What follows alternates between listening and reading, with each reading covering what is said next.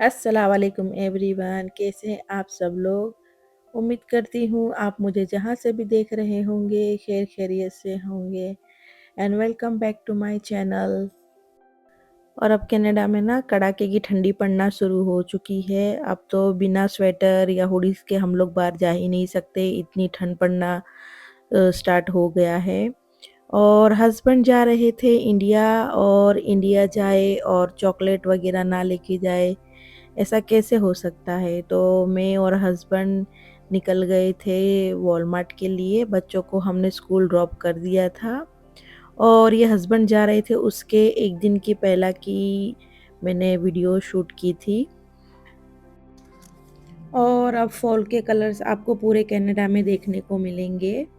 और दिवाली भी थी और हैलोवीन भी आने वाला है, तो देखिए इन लोगों ने कितनी सारी चीज़ें सेल पे रखी हुई हैं। काफ़ी सारी जो इंडियन ग्रोसरी है उस पे इन लोगों ने सेल लगाया हुआ था।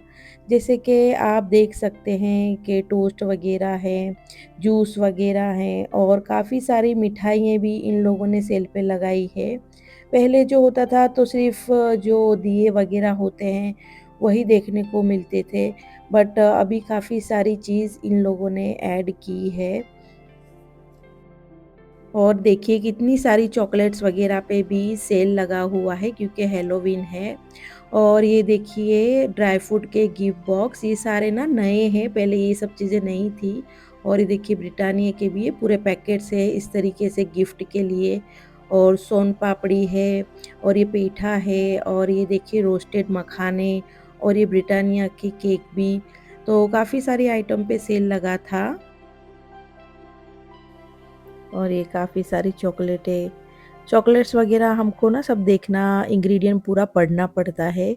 उसके बाद में ही हम लोग कुछ चीज़ लेते हैं, क्योंकि हमको देखना पड़ता है कि वो हलाल है कि नहीं है।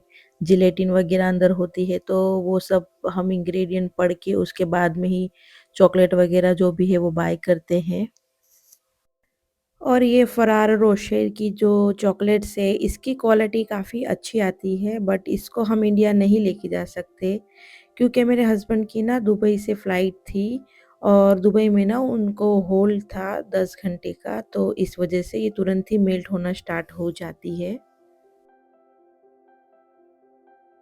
और फिर मुझे घर के लिए भी ग्रोसरी लेनी थी, तो मैं वो लेने आ गई थी। और ये मैं आपको दिखा रही हूँ कि ये देखिए, ये छोटा कॉलीफ्लावर है और बड़ा है, कोई भी लो आपको 298 में मिलेगा ईच।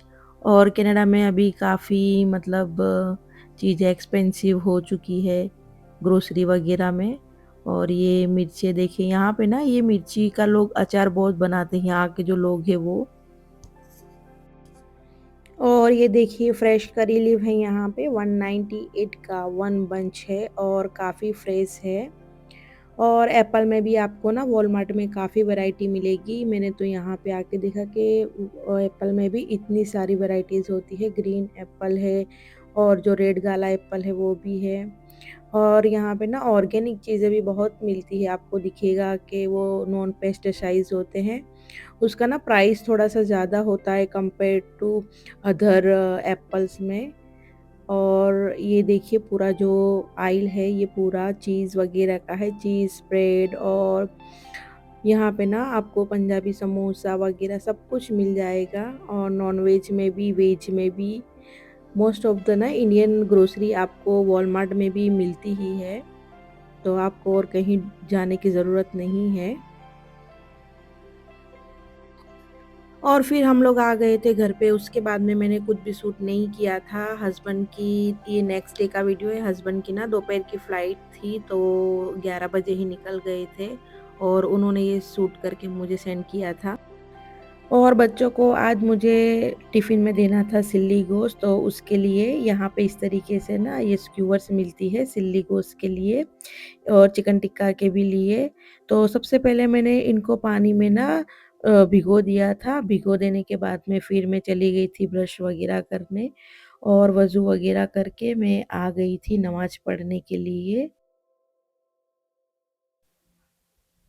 मैं वैसे पूरी रात सो ही नहीं पाई थी क्योंकि हस्बैंड थे नहीं, तो थोड़ा एडजस्ट होने में टाइम लगेगा मुझे, और हस्बैंड ज़्यादा दिन के लिए वैसे गए भी नहीं हैं।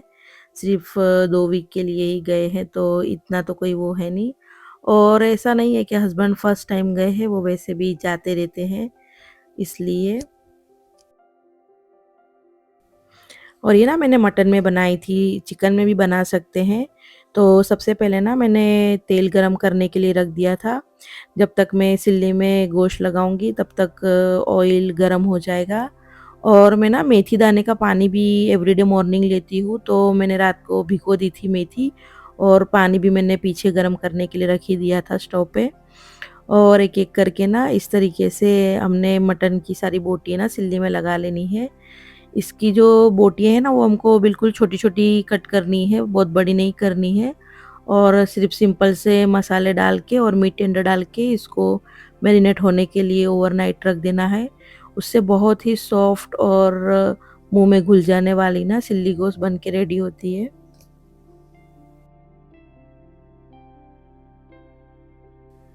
और जब हम गोश्त को ना सिल्ली में लगाते हैं तो इसमें थोड़ा-सा ना ध्यान रखना पड़ता है, क्योंकि जो ये स्क्यूवर्स का आगे का जो पार्ट है वो थोड़ा नुकीला है, तो उसको आपको ज़रा ध्यान से ये प्रोसेस करना पड़ेगा।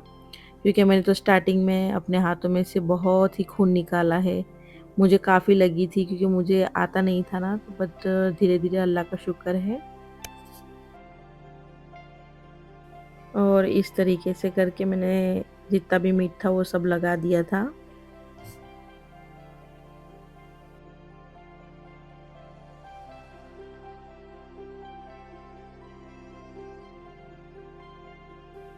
और मेरा मेथी दाने का पानी भी ना रेडी हो गया था, तो मैंने उसको स्ट्रेन कर लिया। और मेथी दाने के पानी की काफ़ी हेल्थ बेनिफिट है, उससे वेट लूज़ होने में भी मदद होता है, वो हेयर के लिए भी काफ़ी अच्छी है, बॉडी में जो इन्फ्लेमेशन है उसको भी वो कम करता है। अगर आपको शुगर है तो शुगर स्पाइक नहीं होने देता है, तो काफ़ी हेल्थ बेनिफिट है मेथी दाने के पानी की। तो आप ज़रूर लें। और मैं ना ये स्पेरमेंट टी है वो पीती हूँ, क्योंकि मेरे थोड़े हॉर्मोन्स ना इनबैलेंस है उसकी वजह से। तो ये जो स्पेरमेंट टी है ये ऑर्गेनिक है, और इसको पीने से ना जो हॉर्मोन्स है वो बैलेंस होते हैं। इसलिए ना मैं इसमें डालकर ही इसको पीती हूँ। मैं दिन में 2 टाइम तो लेती ही हूँ, एक मॉर्निंग में और एक शाम में। और अब हमने लेना है ब्रेड क्रम्स, और ब्रेड क्रम्ब के अंदर जितने भी चिल्ली गोस है ना, पहले उसको इस तरीके से अच्छे से ना दबा दबा के उसको कोट कर देना है।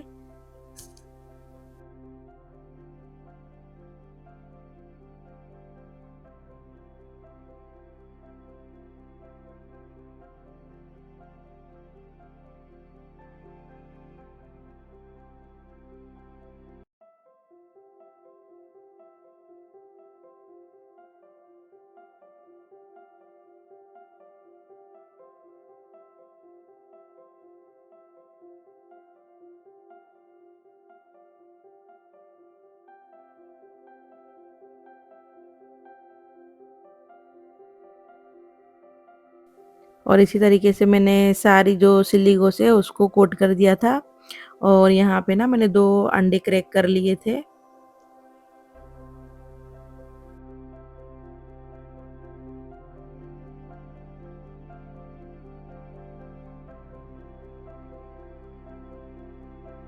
और अंडे के अंदर ना हमें कुछ डालना नहीं है, मैंने सिर्फ ब्लैक पेपर और सॉल्ट डाला था।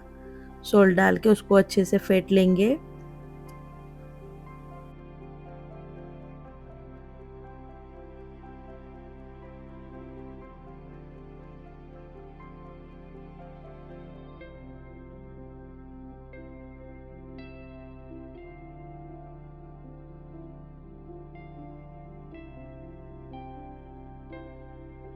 अंडे को फेंटने के बाद ना इस तरीके से चिल्ली गोश्त को ना अंडे में हम कोट करेंगे। कोट करने के बाद में ना हमको फ्राई कर लेना है।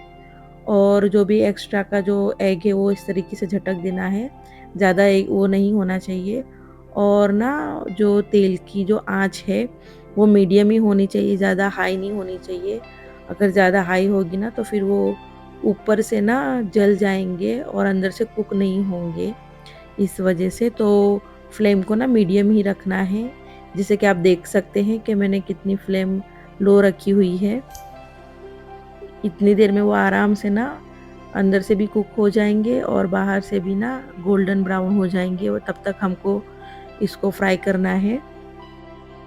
ज़्यादा आपको नहीं भर देना है, बस थोड़ा-थोड़ा करके ही आपको फ्राई करना है, वरना वो अच्छे से फ्राई नहीं होगा। और बस तो इसको हलाना नहीं है, थोड़ी देर रहने देना, वो अपने आप ही ना उसका कलर चेंज होना स्टार्ट हो जाएगा। और इसमें मीट टेंडर है, उसकी वजह से ना इतना टाइम नहीं लगेगा उसको कुक होने में।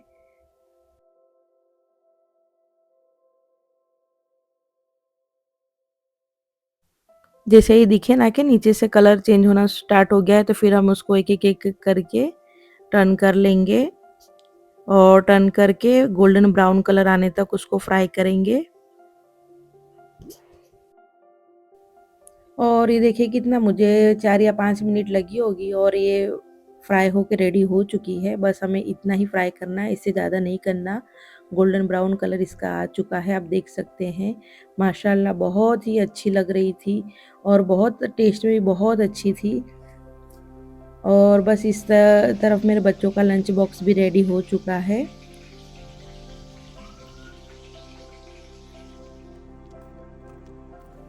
और फिर मैं बच्चों को लेके निकल गई थी स्कूल ड्रॉप करने के लिए। काफ़ी ठंडी है, देखिए बच्चों ने ना गर्म लेगिंग्स और जैकेट्स वगैरह पहने हैं क्योंकि बारिश भी हुई ना, बारिश होने की वजह से ज़्यादा ठंड हो जाती है।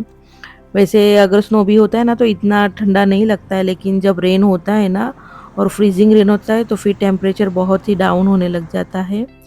और फिर बच्चों को स्कूल ड्रॉप करके आके ये देखिए घर में कितना सूनापन और सन्नाटा लग रहा है। तो ख़ैर मैंने फिर ना एक साइड पे अपना नाश्ता बनाना शुरू कर दिया था। तो पहले मैंने चाय चढ़ा दी थी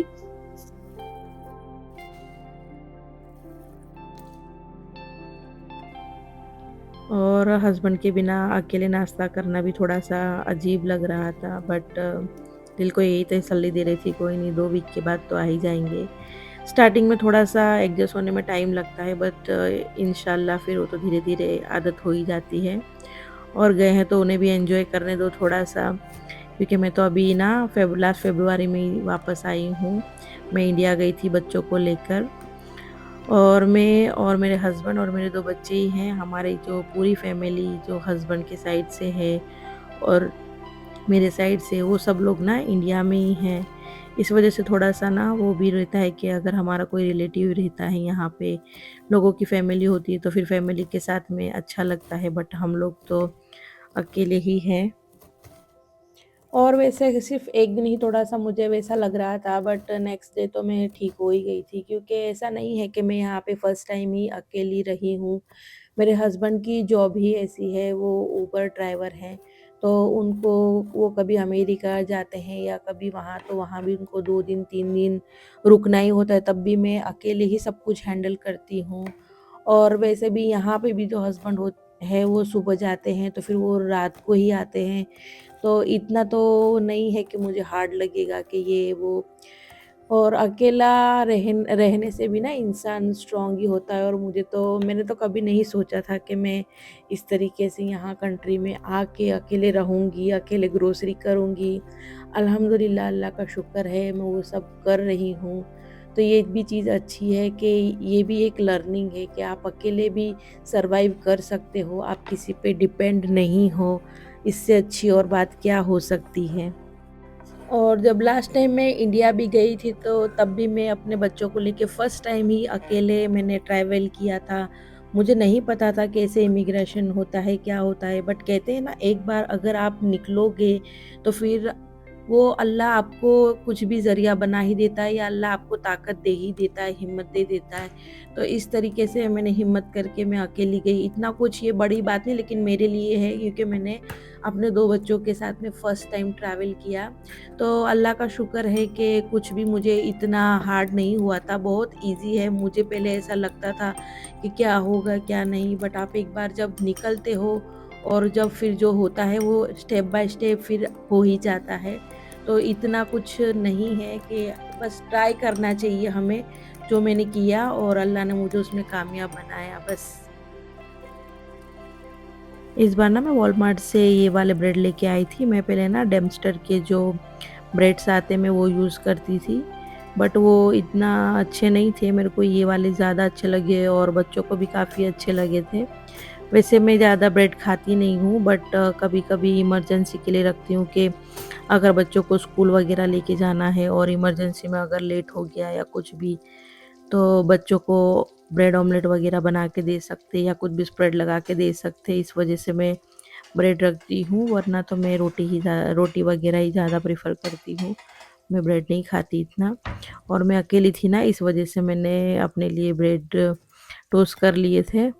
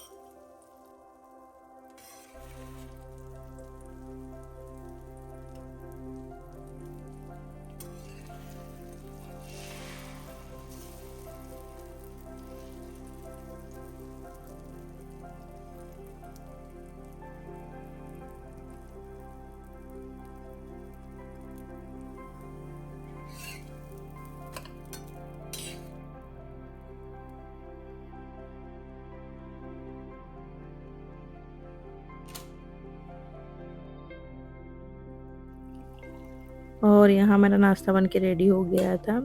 ये आपको लग रहा है कि ब्रेड इतने जल गए, बट मुझे ये ऐसे ही अच्छे लगते हैं इस वजह से। और मैंने चाय भी स्ट्रेन कर ली थी और बस नाश्ता करने में अकेली बैठ गई थी।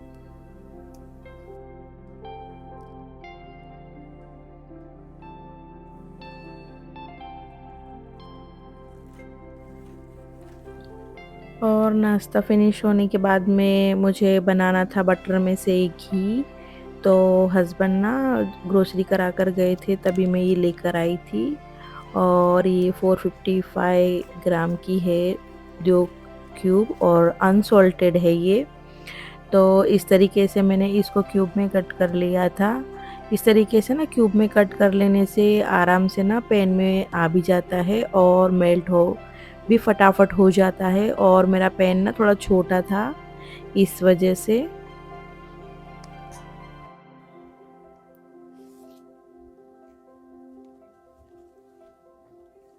और बटर को ना इस तरीके से क्यूब करने के बाद में आपको सबको डाल देना है पैन के अंदर।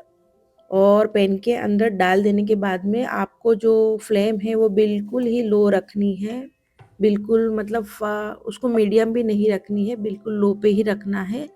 लो पे ही रखने से ना वो धीरे धीरे अपने आप ही मेल्ट होना स्टार्ट हो जाएगा। जैसे कि ये आपको दिख रहा है, ये मेल्ट हो गया है। और बस हमको उसको मिक्स करते रहना है तब तक जब वो मेल्ट अच्छे से तरीके से हो नहीं जाए। और फ्लेम हमको बिल्कुल भी नहीं बढ़ानी है, बस लो फ्लेम पे ही ना उसको 20 से 25 मिनट तो लगेंगे ही घी को रेडी होने में।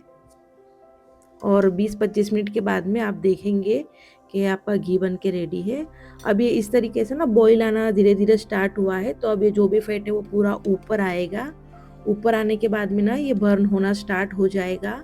तो जैसे कि आप देखेंगे, ये देखिए, ये अब घी ऑलमोस्ट बन के रेडी हो ही चुका है। जो सारा फैट है वो जलना स्टार्ट हो गया है। बस इस स्टेज पे ये घी बन के रेडी है।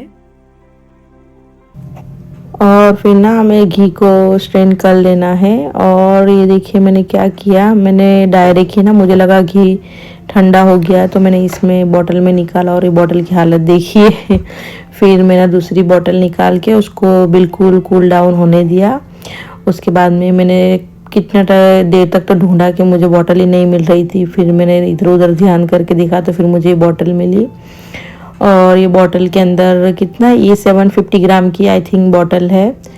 तो पूरी बॉटल ना भर गई थी। और देखिए कितना क्लीन, और कुछ भी प्रिजर्वेटिव कुछ भी नहीं है घी में, और ये घर का शुद्ध घी है। वैसे मैं घी इतना यूज़ करती नहीं, लेकिन बच्चों को ना रोटी वगैरह पे और खिचड़ी वगैरह बना के, दाल राइस बना के दो तो वो वैसे खाते, वरना वैसे तो बच्चे घी बिल्कुल भी नहीं खाते हैं, इसलिए। कनाडा में आने से ना मैंने काफ़ी सारी चीज़ें सीखी है, जैसे घी बनाना, दही जमाना, सब कुछ मुझे आता नहीं था, बट मैंने यहाँ पे देखा कि यहाँ पे जो दूसरी लेडीज़ है वो सभी घर पे ही करती है, तो उनका देख-देख के मैंने ट्राई किया है। और फिर मैं बच्चों को चली गई थी स्कूल पिकअप करने के लिए। और शाम को आज हमारा प्रोग्राम था पानी पूरी का, तो ये इस तरीके से ना पानी पूरी के पैकेट्स यहाँ पे रेडीमेड मिलते हैं, और ये पानी पूरी का जो पानी के लिए मसाला है वो भी इस तरीके से यहाँ पे रेडीमेड मिलता है। और मैं ना रगड़े में पानी पूरी बना रही थी, तो ये मैंने रगड़ा के लिए मटर वो बॉईल कर लिए थे और आलू भी, और ये पानी पूरी हमारी बन के रेडी हो चुकी है। मेरी बेटी को ना काफ़ी पसंद है पानी पूरी, मुझे भी। और आज के लिए बस इतना ही। अगर आपको मेरी वीडियो अच्छी लगी हो तो लाइक, शेयर, सब्सक्राइब करें और प्लीज़ मुझे कमेंट करें। मिलते हैं नेक्स्ट व्लॉग में। अल्लाह हाफ़िज़।